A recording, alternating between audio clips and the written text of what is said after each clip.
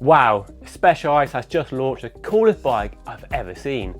And in this video, we'll dive into all the details. We'll also take a look at a brand new Canyon Aeroad that's been spotted recently and talk about why both Shimano and SRAM have it in for the humble derailleur hanger. Before we dive in, a super quick announcement.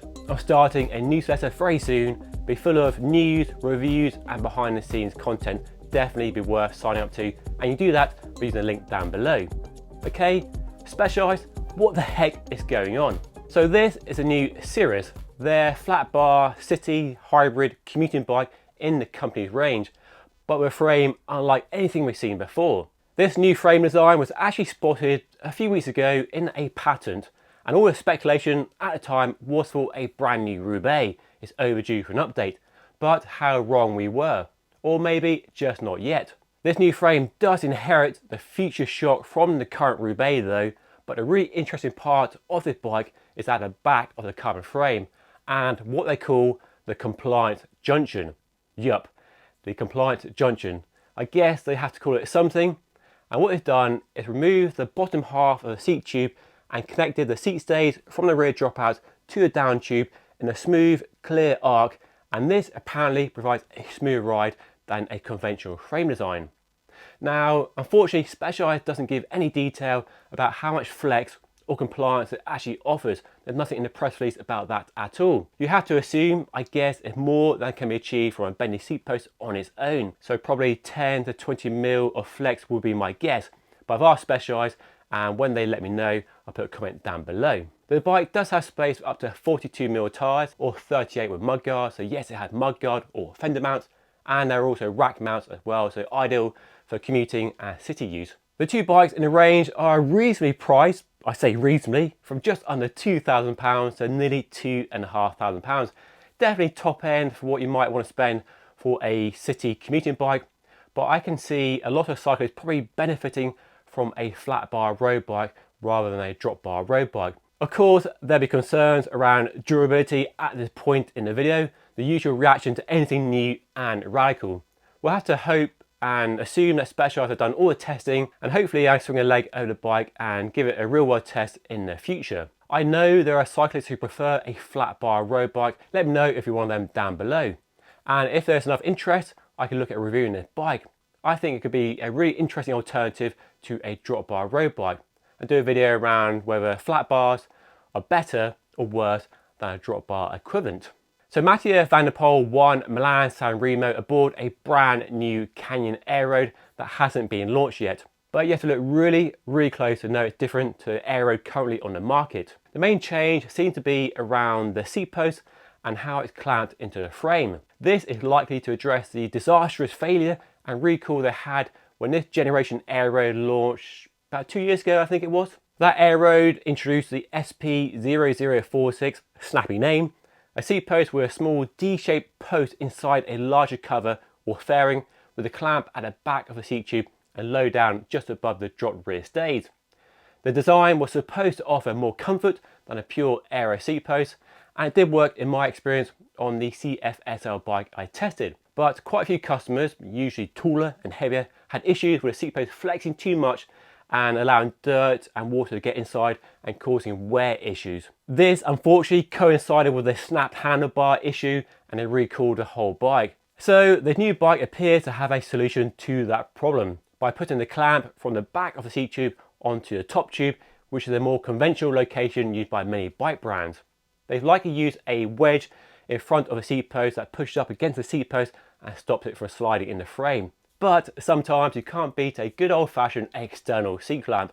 They work well, they still work well despite the issues with internal seat clamps, although they are more aero, possibly, and they do look clean.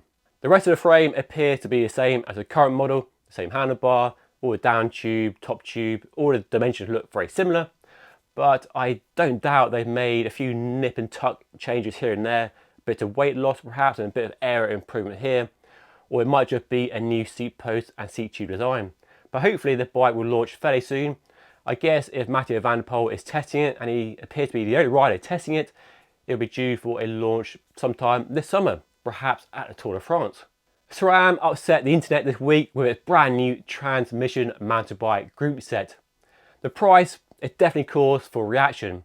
Between £1,700 and £2,300 for the complete group set, with a rear mech alone costing a whopping £500. Now, I won't go into all the details of the group set and the price and details. You've probably read or watched a video on the group set. And Mike over at Pink Bike has a good review. I'll put a link down below after riding it for 1,000 miles. So definitely worth a read. But the really interesting bit is their gamble to eliminate the derailleur hanger on a bicycle. And since preparing this video, Shimano patents have surfaced that show a similar intent from a Japanese company as well. Back to SRAM though. Back in 2019, they launched their universal derailleur hanger, which this new system is based on. Their attempt to make it easier to buy a new mech hanger when one breaks. That's because there's no standard. Every frame out there has a different shaped one, so there are literally hundreds, perhaps even thousands of mech hangers out there. So getting a spare is pretty tricky. If you're in the middle of the Alps and your mech hanger breaks, trying to get a spare going to be nigh on impossible, unless the bike shop happens to have your bike in stock. So with UDH, SRAM tried to bring to market a single mech hanger design, so getting spares was much easier. But transmission goes a step further and eliminates a mech hanger entirely. Mech hangers are important on carbon and aluminium frames. Steel and titanium don't really need them because they break in a big impact and save the frame and rear derailleur from damage. So replacing the mech hanger is much cheaper. But in my experience, it's definitely a weakness on bicycles. And nearly every test bike I get has a mech hanger that is slightly bent, which means I have to use a tool on a regular basis, a mech alignment tool.